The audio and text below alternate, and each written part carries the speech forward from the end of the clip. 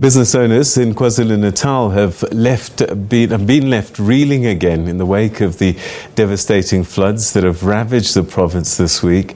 The downpours that swept through the province have resulted in widespread damage to property and loss of stock. Yesterday, the Minister of Small Business Development, Stella Ndabeni-Abrahams, announced some government relief measures for small businesses and informal traders in the province.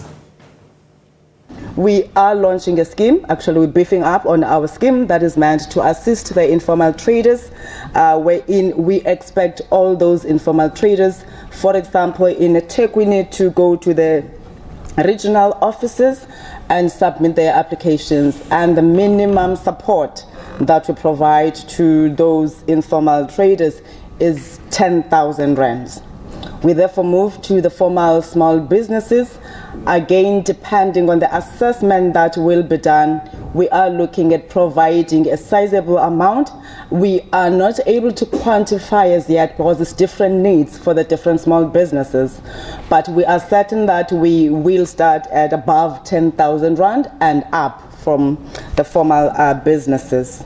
We are making a commitment, as you've had Minister Kubai here, for example, pledging 1 billion rands that's going to go to the services that must be provided towards providing shelter for our people. And as the department responsible for small business development is to say, in our claim of not less than 30% that must go to small businesses, it means that we've got to be ready to provide them with a financial support. Out of that 1 billion rands, a minimum of 300 million rands, and therefore it talks to the financial capability of the small businesses in order to be able to deliver on time and quality, and at the center of that is access to finance. And SIFA will therefore provide the necessary support. We have 800 million rands set aside in relation to the township and rural enterprise program that must assist them, whilst we also have the retail fund. The support that we are providing first on the grant side talks only to small businesses that are not insured. But for those ones that are tapping into the opportunities by the different departments here, it talks to a loan-based fund. At times we do have blended financing. It depends on which scheme will the small businesses go to. Well, for more on this, we're now joined via Zoom by the Deputy President of the Durban Chamber of Commerce and Industry, NPC, Gladwin, Malishe. Thank you so much indeed for joining us, and welcome to the program. These floods have been pretty devastating, particularly on vulnerable citizens, but businesses have not been spared as well.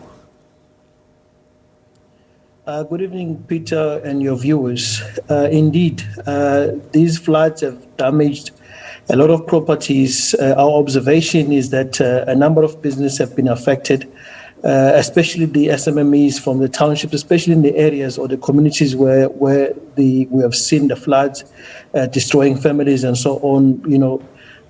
Business such as tech shops around those areas, small businesses have been affected. So not only in town, not only big businesses have been affected, but we're also looking at those so-called informal businesses. They've been really, really affected by these floods. Government is offering some kind of relief. What kind of assistance do these businesses need, in your view? We welcome the offer by the minister to assist as many business people as possible. I think the first one, Peter, would be that, we know we're coming from COVID. There were lockdowns. This business have suffered. We have had an unrest last year. This business have suffered. Now we've got the floods. So I think that the first thing, we need to look at the psychology of these business people. We need to take care of that, because in order for you to run a professional and a proper business, you need to be, sound yourself. So they have suffered quite a lot. The trauma is too much. They need that kind of an assistance. But the other assistance is for them to be able to start again. Others, they have nothing to start with. They don't even have paperwork to show that they had businesses and so on. So we need to see how we can get to them, get their paperwork, re-register, understand their issues at this point in time. I think what we have done with our stakeholders is to send out requests for information so we can know exactly which businesses are affected, how they are affected, and what kind of an assistance that they need. From there, we'll be able to then know where to go, because it's important that we are guided by the needs of these business people.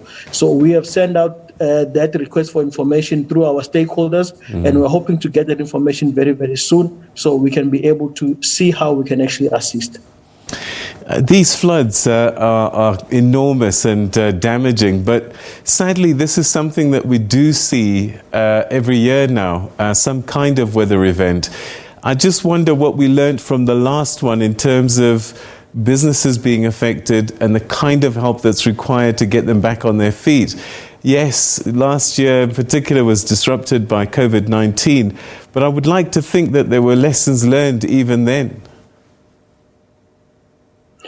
Yes, Peter, we always learn, but the question is that do we put action after that? So as business, I think what we're going to be doing now is to come together and say what needs to happen. For instance, I think when you saw the containers flooding the old International Airport Road, the N2 there, it says to you that those containers in the first place were not in the right place. But businesses are getting every space in order to open their port, because you know our port is the busiest. Also, you find that people who are living in such areas next to that road are living in the low-lying areas where they're not supposed to be. So the first thing is we need to work with the built environment. Be sure where you are putting businesses. If we are saying we need to have a certain kind of manufacturing, is it the right place for them to be there? If you have, for instance, a depot, is it the right place for them to be next to the low-lying areas? So at this point in time, I think as Durban, we need to work together with the government to say, well, let us identify, let us plan ahead. Before we even rebuild the infrastructure, what exactly infrastructure do we need? Is it going to cope if we have more floods coming? So we need to know that if we are spending now, we are spending on something that can last for a lifetime. Because if you look at it, these floods are coming stronger and stronger each and every year. So it speaks to us and say, whatever that we are learning, we need to do things quickly and faster to make sure that we don't have the devastation that we have seen in these floods. The amounts that the minister is talking about in terms of government help, I guess something is better than nothing, but I would imagine that you probably need a lot more than government is able to do. What do we do about the difference? We need a whole lot more. What we have done as the Durban Chamber on the unrest, for instance, last year, July, we went and we spoke to our partners or members who are corporate, who have some funds, and then we said, can you assist? These are people who have businesses. Some of them were not even registered, so-called informal businesses.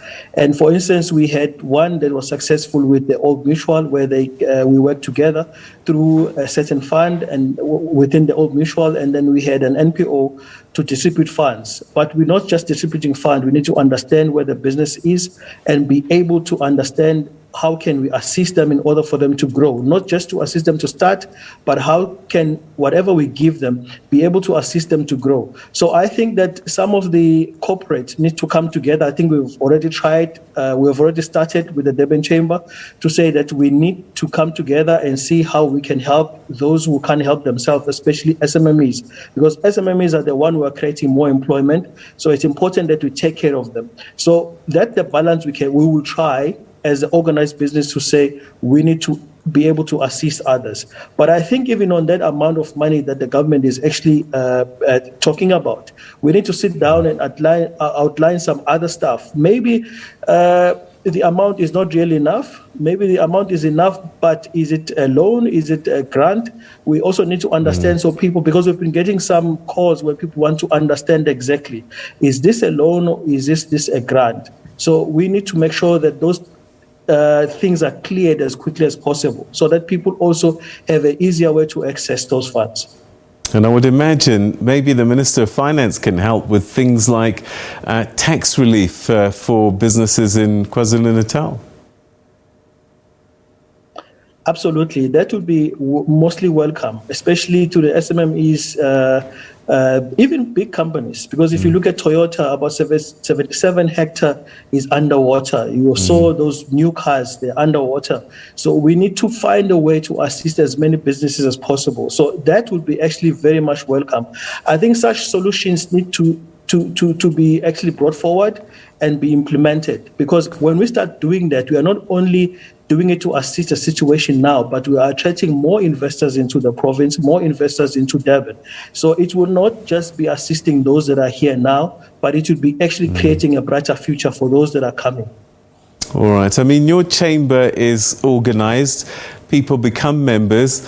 How do you reach those small businesses that are not part of formal structures such as yours? Well, you'll be surprised that the chamber is mostly servicing about almost 70% of people who are not members. People who knock at the door of the chamber mostly are people who are not even members of the chamber, because what we do, we have outreach programs.